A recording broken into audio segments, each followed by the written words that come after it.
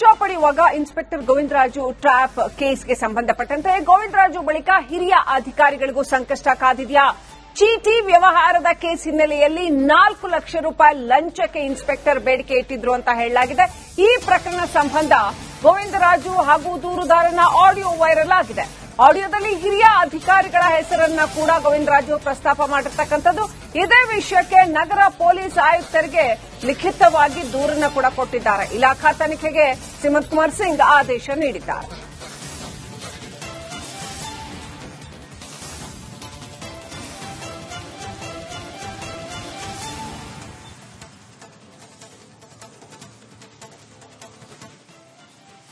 ಹಾಗಾದ್ರೆ ಈ ಗೋವಿಂದರಾಜು ಟ್ರ್ಯಾಪ್ ಕೇಸ್ನಲ್ಲಿ ದೂರುದಾರನ ಪಾತ್ರ ಎಷ್ಟು? ದೂರುದಾರನ ಮೇಲೂ ಕೂಡ ಹಲವಾರು ಕೇಸ್ಗಳಿದೆ ಅಂತ ಹೇಳಲಾಗಿದೆ. ದೂರುದಾರ ಸೃಜನ್ ಉದ್ಯಮಿ, ಅವರ ಮೇಲೂ ಕೂಡ ಒಂದಷ್ಟು ಕೇಸ್ಗಳಿದೆ ಅಂತ ಹೇಳಲಾಗ್ತಾ ಇದೆ. ಆ ಹಿನ್ನೆಲೆಯಲ್ಲಿ ಸಾಕಷ್ಟು ಜನರಿಂದ ಆ ವ್ಯಕ್ತಿ ಕೂಡ, ಈ ಸೃಜನ್ ಅನ್ನುವಂಥ ವ್ಯಕ್ತಿ ಕೂಡ ಹಣ ಪಡಿತಾ ಇದ್ರು ಅಂತ ಹೇಳಲಾಗಿದೆ. ಲಕ್ಷ ಪಡೆದು ಸೃಜನ್ನಿಂದ ಕೂಡ ವಂಚನೆಯಾಗಿತ್ತು ಅನ್ನುವಂತಹ ಒಂದು ಆರೋಪ ಕೇಳಿಬರ್ತಾ ಇದೆ. ಹಾಗಾಗಿ ಈ ಸೃಜನ್ ಮೇಲೆ ಕೋರ್ಟ್ನಲ್ಲಿ ಕೇಸ್ ಆಗಿ ಎಫ್ಐಆರ್ ಕೂಡ ದಾಖಲಾಗಿತ್ತು. ಆದರೆ ವಾರೆಂಟ್ ಜಾರಿ ಆಗ್ತಾ ಇದ್ದ ಹಾಗೆ ಸೃಜನ್ಗೆ ಪೇದೆಗಳು ಮಾಹಿತಿ ಕೊಟ್ಟಿದ್ರು. ಪೇದೆಗಳಿಗೆ ಸೃಜನ್ ಹಣ ಸಂದಾಯ ಮಾಡ್ತಾ ಇದ್ದ ಅನ್ನೋ ಆರೋಪ ಕೇಳಿ ಬಂದಿದೆ.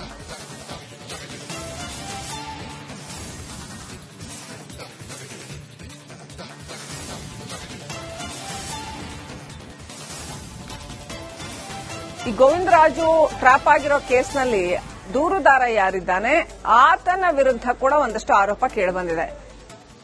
ದೂರುದಾರನ ವಿರುದ್ಧ ಏನೇ ಆರೋಪ ಇದ್ರೂ ಕೂಡ ಗೋವಿಂದರಾಜು ಅವರು ಮಾಡಿದ್ದು ಸರಿ ಅಂತ ಎಲ್ಲೂ ಪ್ರೂವ್ ಆಗೋದಿಲ್ಲ. ಅವ್ರ ಮೇಲೆ ಆರೋಪ ಇದೆ ಅನ್ನೋ ಕಾರಣಕ್ಕಾಗಿ ಇವ್ರು ಮಾಡಿದ್ದು ಸರಿ ಅಂತ ಯಾರು ಹೇಳಕ್ಕಾಗಲ್ಲ. ಎನಿವೆ, ದೂರುದಾರ ಸೃಜನ್ ಉದ್ಯಮಿ, ಆತ ಕೂಡ ಸಾಕಷ್ಟು ಜನರಿಂದ ಹಣ ಪಡೀತಾ ಇದ್ದ, ಲಕ್ಷ ಪಡೆದು ವಂಚನೆ ಮಾಡಿದ್ದ ಅನ್ನೋ ಆರೋಪ ಕೇಳಿಬಂದಿದೆ. ಕೋರ್ಟ್ನಲ್ಲಿ ಕೇಸ್ ಆಗಿತ್ತು, ಎಫ್ಐಆರ್ ದಾಖಲಾಗಿತ್ತು ಅನ್ನುವಂಥದ್ದು ಕೂಡ ಕೇಳಿಬಂದಿದೆ. ವಾರೆಂಟ್ ಜಾರಿ ಆಗ್ತಾ ಇದ್ದ ಹಾಗೇನೆ ಮಾಹಿತಿಗಾಗಿ ಪೇದೆಗಳಿಗೆ ದುಡ್ಡು ಕೊಟ್ಟಿದ್ದ ಅನ್ನುವಂಥದ್ದು ಕೇಳಿಬಂದಿದೆ. ಇನ್ಸ್ಪೆಕ್ಟರ್ 4 ಲಕ್ಷ ಲಂಚ ಪಡೆಯುವಾಗ ಏನು ಹೈ ಡ್ರಾಮಾ ಮಾಡಿದಂತಹ ಒಂದು ಸುದ್ದಿ ವರದಿಯಾಗಿತ್ತು. ಇನ್ನಷ್ಟು ಅಪ್ಡೇಟ್ ಪಡ್ಕೊಳ್ಳೋಣ. ಪ್ರತಿನಿಧಿ ಅರವಿಂದ್ ಫೋನ್ ಕನೆಕ್ಟ್ ಆಗಿದ್ದಾರೆ. ಅರವಿಂದ್, ಇನ್ಸ್ಪೆಕ್ಟರ್ ಗೋವಿಂದರಾಜು ಅರೆಸ್ಟ್ ಕೇಸಲ್ಲಿ ದೂರುದಾರನ ವಿರುದ್ಧ ಕೂಡ ಒಂದಷ್ಟು ಆರೋಪ ಇದೆ. ಆದ್ರೆ ದೂರುದಾರ ಯಾರೇ ಇರಲಿ, ಆತನ ವಿರುದ್ಧ ಕೂಡ ಏನೇ ವಂಚನೆ ಆರೋಪ ಇರಲಿ, ಇವರು ಮಾಡಿರೋ ಆರೋಪಕ್ಕೆ ಇವರು ಸ್ಪಷ್ಟನೆ ಕೊಡಲೇಬೇಕಾಗುತ್ತೆ, ತನಿಖೆಯನ್ನು ಎದುರಿಸಲೇಬೇಕಾಗುತ್ತೆ. ಏನ್ ನಡೆದಿದೆ ಎರಡೂ ಕಡೆ? ಯಶಸ್ವಿ ಲಕ್ಷ್ಮಿ, ಗೋವಿಂದರಾಜು ಅನ್ನುವಂತಹ ಇನ್ಸ್ಪೆಕ್ಟರ್, ಕೆಪಿ ಅಗ್ರಹಾರ ಠಾಣೆ ಇನ್ಸ್ಪೆಕ್ಟರ್ ಲೋಕಾಯುಕ್ತ ಬಲೆಗೆ ರೆಡ್ ಹ್ಯಾಂಡ್ ಆಗಿ ಸಿಕ್ಕಾಕೊಂಡಿರ್ತಾರೆ. ಲಂಚ ಪಡೆಯುವಂತ ಹಂತದಲ್ಲಿ ಅವರು ಸಿಕ್ಕಿ ಬಿದ್ದಿರ್ತಾರೆ. ಅದಾದ ಮೇಲೆ ಅವ್ರನ್ನ ಅಮಾನತು ಕೂಡ ಮಾಡಲಾಗುತ್ತೆ. ಈ ಒಂದು ಪ್ರಕರಣದಲ್ಲಿ ಈ ದೂರುದಾರ ಏನಿರ್ತಾರೆ, ದೂರುದಾರ ಸೃಜನ್ ಎನ್ನುವರು ಲಂಚದ ವಿಚಾರವಾಗಿ ಮಾತನಾಡುವಂತ ಒಂದು ಆಡಿಯೋ ಲೀಕ್ ಆಗಿರುತ್ತೆ. ಆಡಿಯೋ ಲೀಕ್ ಆದಂತ ಸಂದರ್ಭದಲ್ಲಿ ಅಲ್ಲಿ ಹಿರಿಯ ಅಧಿಕಾರಿಗಳ ಹೆಸರನ್ನ ಈ ಇನ್ಸ್ಪೆಕ್ಟರ್ ಗೋವಿಂದರಾಜು ಪ್ರಸ್ತಾಪಿಸಿರ್ತಾರೆ. ಆ ಹಂತದಲ್ಲಿ ಈಗ ನಗರ ಪೊಲೀಸ್ ಆಯುಕ್ತರಿಗೆ ಕೆಲವರು ದೂರನ್ನ ಕೂಡ ಕೊಟ್ಟಿರುವಂತದ್ದು. ಲಿಖಿತ ದೂರು ಬಂದಂತಹ ಹಂತದಲ್ಲಿ ಇಲಾಖಾ ತನಿಖೆಗೆ ಆದೇಶವನ್ನು ಮಾಡಿ ನಗರ ಪೊಲೀಸ್ ಆಯುಕ್ತ ಸಿಮಂತ್ ಕುಮಾರ್ ಈಗಾಗಲೇ ಆದೇಶವನ್ನು ಮಾಡಿರುವಂತದ್ದು. ಆ ಹಿರಿಯ ಅಧಿಕಾರಿಗಳ ಯಾರ್ಯಾರ ಹೆಸರನ್ನ ಪ್ರಸ್ತಾಪ ಮಾಡಿದ್ದಾರೆ ಅವರ ವಿರುದ್ಧ ತನಿಖೆಯನ್ನ ಮಾಡಿ ಅವರ ಪಾತ್ರ ಇದೆಯಾ ಅನ್ನುವ ಬಗ್ಗೆ ವರದಿಯನ್ನ ಸೂಚಿಸಲು ಈಗಾಗಲೇ ಡೆಪ್ಕಾಂ ಆಫೀಸರ್ ಅಂದ್ರೆ ಡಿಸಿಪಿ ಹಯಾರಿಕೆಯ ಒಂದು ಆಫೀಸರ್ಗೆ ಈಗಾಗಲೇ ಸೂಚನೆಯನ್ನ ಕೂಡ ಕೊಟ್ಟಿದ್ದಾರೆ. ಈ ಹಂತದಲ್ಲಿ ಪ್ರಕರಣದಲ್ಲಿ ಒಂದು ಟ್ವಿಸ್ಟ್ ಕೂಡ ಬಂದಿರುವಂತದ್ದು. ಈ ಕೆಪಿ ಅಗ್ರಹಾರ ಠಾಣೆಯಲ್ಲಿ 2 ಪೊಲೀಸ್ ಕಾನ್ಸ್ಟೇಬಲ್ಗಳನ್ನ ಅಮಾನತು ಮಾಡಿದ್ದಾರೆ ಅನ್ನುವಂತಹ ಒಂದು ಮಾಹಿತಿ ಕೂಡ ಈಗ ಬರ್ತಾ ಇದೆ. ಕಾರಣ ಇಷ್ಟೇ, ಈ ದೂರುದಾರ ಸೃಜನ್ ಏನಿರ್ತಾರೆ, ಈತ ಬಿಸ್ನೆಸ್ ಮ್ಯಾನ್ ಆಗಿರ್ತಾನೆ. ಈತನು ಇನ್ನೂ ಹಲವರಿಗೆ ವಂಚನೆ ಮಾಡಿದಾನೆ ಅನ್ನುವಂತ ಆರೋಪ ಇರುತ್ತೆ. ಅದಕ್ಕೆ ಸಂಬಂಧಪಟ್ಟಂತೆ ಕೋರ್ಟ್ ನಲ್ಲಿ ಕೇಸ್ ಕೂಡ ಇರುತ್ತೆ.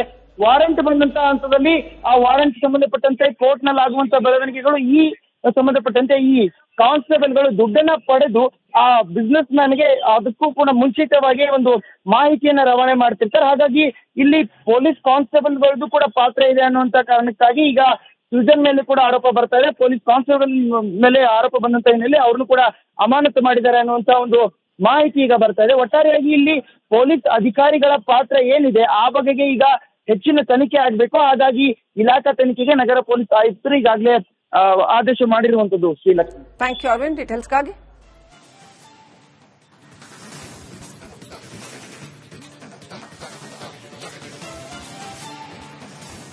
ಲಂಚ ಪಡೆಯುವಾಗ ಇನ್ಸ್ಪೆಕ್ಟರ್ ಗೋವಿಂದರಾಜು ಟ್ರ್ಯಾಪ್ ಕೇಸ್ಗೆ ಸಂಬಂಧಪಟ್ಟಂತೆ ಗೋವಿಂದರಾಜು ಬಳಿಕ ಹಿರಿಯ ಅಧಿಕಾರಿಗಳಿಗೂ ಸಂಕಷ್ಟ ಕಾದಿದೆಯಾ? ಚೀಟಿ ವ್ಯವಹಾರದ ಕೇಸ್ ಹಿನ್ನೆಲೆಯಲ್ಲಿ 4 ಲಕ್ಷ ರೂಪಾಯಿ ಲಂಚಕ್ಕೆ ಇನ್ಸ್ಪೆಕ್ಟರ್ ಬೇಡಿಕೆ ಇಟ್ಟಿದ್ರು ಅಂತ ಹೇಳಲಾಗಿದೆ. ಈ ಪ್ರಕರಣ ಸಂಬಂಧ ಗೋವಿಂದರಾಜು ಹಾಗೂ ದೂರುದಾರನ ಆಡಿಯೋ ವೈರಲ್ ಆಗಿದೆ. ಆಡಿಯೋದಲ್ಲಿ ಹಿರಿಯ ಅಧಿಕಾರಿಗಳ ಹೆಸರನ್ನ ಕೂಡ ಗೋವಿಂದರಾಜು ಪ್ರಸ್ತಾಪ ಮಾಡಿರ್ತಕ್ಕಂಥದ್ದು. ಇದೇ ವಿಷಯಕ್ಕೆ ನಗರ ಪೊಲೀಸ್ ಆಯುಕ್ತರಿಗೆ ಲಿಖಿತವಾಗಿ ದೂರನ್ನ ಕೂಡ ಕೊಟ್ಟಿದ್ದಾರೆ. ಇಲಾಖಾ ತನಿಖೆಗೆ ಸಿಮಂತ್ ಕುಮಾರ್ ಸಿಂಗ್ ಆದೇಶ ನೀಡಿದ್ದಾರೆ.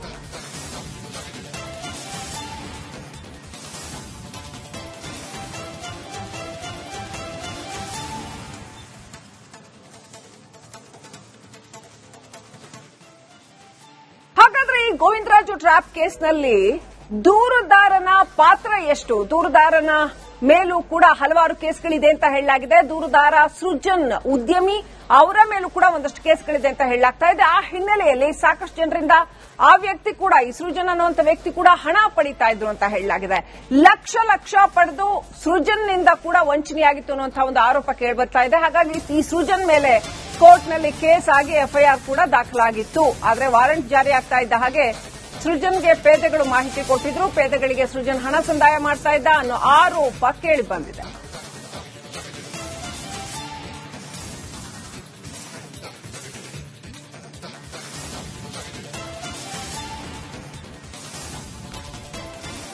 ಈ ಗೋವಿಂದರಾಜು ಟ್ರ್ಯಾಪ್ ಆಗಿರೋ ಕೇಸ್ನಲ್ಲಿ ದೂರುದಾರ ಯಾರಿದ್ದಾನೆ ಆತನ ವಿರುದ್ಧ ಕೂಡ ಒಂದಷ್ಟು ಆರೋಪ ಕೇಳಿಬಂದಿದೆ.